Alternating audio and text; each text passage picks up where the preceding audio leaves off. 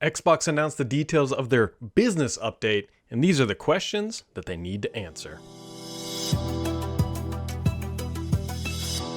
Xbox has officially pulled back the covers on, well, its business update, if you will, and it's going to be happening this week. And Xbox dropped the news and said, look, we are going to be doing that business update thing we told you we're going to do, and it's going to be happening on Thursday of this week, and that's going to be happening at 12 p.m. Pacific, 3 p.m. Eastern, or 8 p.m.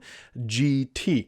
So, as you can read by the announcement tweet, if you will, it's going to be a podcast, which is kind of a super interesting choice because when people think of podcasts, they think of audio only. They think of just kind of a couple of people sitting around at maybe like a coffee table, just having a good time chit-chatting. But considering the gravity of this event, calling it a podcast is sort of an interesting idea. However, I suspect that they're calling it a podcast because it will involve video. It's going to be on their Xbox or on their YouTube channel after all. But I think they're trying to like play down like this isn't a full-scale on-stage E3 style production, I think is the messaging that they're trying to send across. And actually, like this sort of thing that they did back with Bethesda, I think is what maybe the style and conversation that they're going to be trying to convey. At least that is sort of, reading the tea leaves of it being a quote-unquote podcast, that it's just going to be a little bit more casual style, more hopefully, and maybe Microsoft is trying to personify this, a little bit more like fireside chat, if you will. But either way, this event has a lot of hype, and not necessarily good hype around it, but people are very interested to hear directly from Microsoft leadership, which is what we will be hearing from, because Phil Spencer, Sarah Bond, and Matt Booty will all be at the proverbial shag carpet here, if you will. Talking about the future, and I guarantee these talking points have been gone over multiple times, and so Thursday will be the day, and I suspect this is strongly going to be pre-recorded, so it's not going to be a live event, although I could be wrong, but I don't get the sense that this is going to be a live event by any means. And so Microsoft, or Xbox specifically, really needs to come out and answer some questions because the consumer, the user, the fan of the company has a lot of genuine and valid questions. And the thing that Microsoft cannot do is leave more questions on the table. So the first thing Microsoft really needs to be talking about here is hardware. I think this is a perfect opportunity for Microsoft to reinforce the fact that they are not getting out of the hardware business. Now, I don't mean come out and say, here's the 5-year plan for Xbox, here's everything we're going to... No, I don't mean that. First off, we've already seen hardware leaks thanks to the FTC documents that posted up on the second half of last year. And so Phil Spencer or whoever is on stage and talking about the hardware side should really come out and reinforce it's like, look, we are not getting out of the hardware business. This year we'll have new devices, and we expect in the year 20, in the next couple years, we'll have another console generation that we're already working on today. That would honestly be just enough to say like, look, the plans as of today are to not get out of the hardware business, because that is such a key thing that people who bought the consoles don't want to feel like they're holding a paperweight, like saying this thing has no future. Yeah, it'll get some software updates or whatever, but like you want to feel connected and invested in the brand, and a brand that will continue to invest in you and the gaming style that you prefer.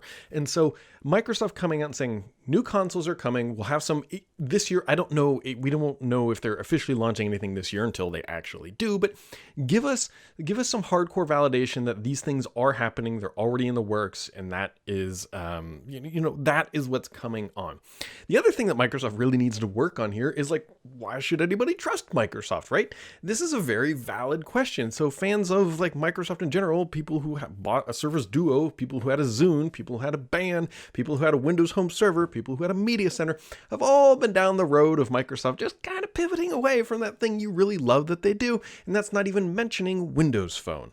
And so Microsoft and Xbox explicitly really need to come out, and I don't have a great suggestion for this, but they really need to like solidify the fact that people should trust what they're actually saying, because that's what they're going to do. Now, Phil Spencer, for better or for worse, has really built up a lot of brand recognition and trust within the community, which is why this conversation is so important, because whatever he says, people are likely to believe it and likely going to trust it, because that is the goodwill that Phil Spencer has brought up. Now, someone's going to point out and say, but Brad, he never said they were going to bring Sea of Thieves to PlayStation, and that hurts my feelings. Well, you know what? They never said they weren't going to either, although maybe they did say that it will be a permanent exclusive somewhere along the way. However, this This is the point in time where we will all look back and say, this is what Microsoft said they're going to do. And in a year from now, we'll probably still be referencing it about what they are going to do. But the one thing, the absolute one thing Microsoft cannot screw up this week, and I mean this like really precisely, is they cannot come out and say that exclusives are going to be on a title by title basis. Here's the reason why they cannot do that. Because let's say they announce another game. Let's just make up a title. It's Giant Jimbo's Jamboree. Giant Jimbo's Jamboree looks fantastic, and it looks like it's going to be another AAA banger. But at the end of the day, the first question that's going to be asked is this coming to PlayStation? Is this coming to Switch? And all that momentum Microsoft built up around Jimbo's Jamboree is just going right out the door, because the first thing people are doing is asking about their competitors and if they're bringing it to another device. And so Microsoft has to be very clear and articulate about how and when titles will be going to other platforms, and they need a general rule of how this is going to happen. And so that is one thing that Microsoft absolutely cannot screw up at the end of the day. The reason being is that Microsoft has spent a lot of money to prop up Xbox. And I mean like a lot of money. And so we all listening to this channel know this, but they spent nearly $70 billion on Activision, $2.5 billion on Minecraft, around $7.5 billion on Bethesda. Like, we're talking like $75-80 billion over the past few years to really build up that portfolio of Xbox. And now Phil Spencer and team are under an immense, and I mean immense, amount of pressure. And there has to be, honestly, a reality check among fans. It's like, hey, if Xbox is going to be spending $70+ billion, and that's B with a billion, to bring all these titles in-house, it has to find a way to accelerate growth in not just a trivial fashion, but in a dramatic and reassuring fashion that investing in gaming is the right investment for Microsoft. At the end of the day, Microsoft is a company that is there to make money, and if they put $70+ billion into an entity and like it can't generate the returns that are needed, that is a very scary thing for Xbox. And that goes back to the trust issue. So Phil Spencer needs, I think, to be transparent about, like, what has happened with Xbox? What is going on? Game Pass, they don't really talk about the numbers like they used to. Console sales, they don't really talk about the numbers like they used to. They say, judge us on this revenue number at the end of the day. But the reality is, as a fan, you want to understand what's going on in this business. And this is blending that area between financial analyst and Xbox fan and everything else. But the reality is, like, Microsoft spent all this money. They have to be held accountable for it. And how are they going to grow it and return that investment to the shareholders who are effectively, I don't want to say lending the money because Microsoft made it, but justifying that investment instead of saying, hey, we'll go build 3 more Azure data centers, which we know will generate X amount of revenue with capacity, sort of thing. And so there needs to be transparency, like, up and down the board of, like, what is going on with the business? How is Microsoft preparing itself? What is Phil Spencer dealing with internally? And I don't mean for him to get in and say, like, Satya came down to my office and screamed at me because revenue didn't grow enough. That's not, I don't need the internal drama, but it's the reality of the situation.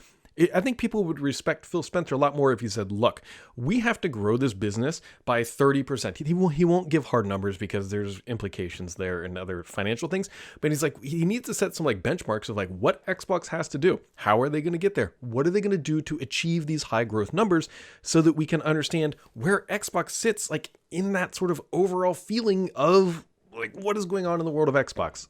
Hopefully that makes sense. So, like, the big 3 things that we have to see how they're positioning titles for other platforms.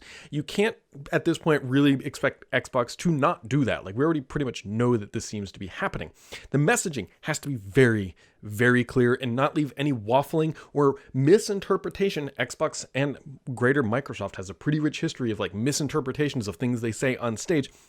And also the confidence that the dollars you're investing, like, perfect example. I need another Xbox Elite Series controller. My original one that I've used hundreds of hours, it's starting to see, better life. It's seen a better life. I need to go buy another roughly $150 controller. Is that a worthwhile investment knowing that Xbox is here for the long haul? I'm going to go buy one, but that's what I mean. Like, I am one person out of hundreds of millions of gamers out there. Should we continue to invest in Xbox? And so I don't want this to come off as like a negative sort of thing, but this is like what I am watching for and going to be listening for very carefully on Thursday when this, what I assume is a pre-production product, put out into the universe for us to consume. This is setting, a line in the sand about how Xbox is going to perform and handle and position itself on a go-forward basis, which means it's really, really pivotal that we understand what Microsoft is actually saying, what Microsoft is implying, and what the end user can expect. So, it's an interesting event that's going to happen Thursday, not something that we get all the time. And I think it's, worthwhile pointing out that the feedback from gamers on Twitter and Reddit, as long as you're respectful, and I mean that seriously, as long as it's respectful, has generated and forced the hand of Xbox to come out and just kind of clarify.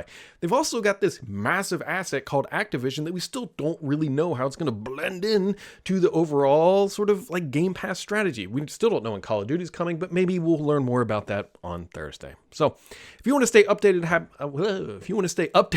on everything happening in the world of Xbox and beyond, make sure to keep it subscribed here, because the only BS on this channel is me.